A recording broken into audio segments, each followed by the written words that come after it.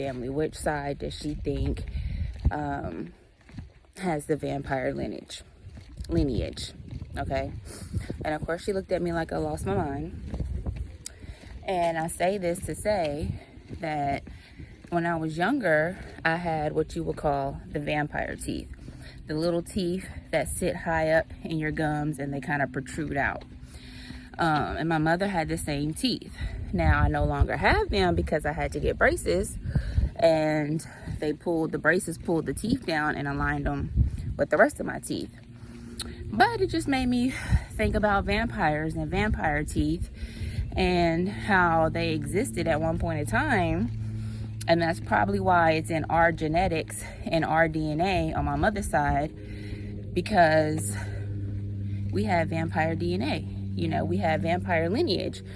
And my father doesn't have those teeth, but that's not to say that, you know, it's not in his lineage.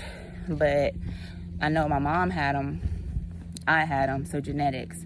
So I asked her. And she just thought I was crazy. You know, because she don't believe in vampires.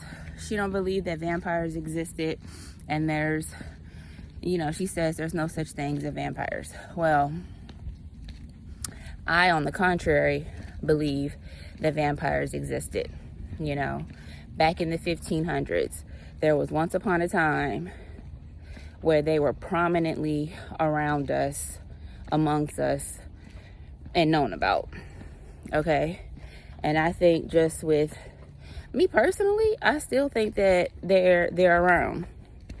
You know, they might not be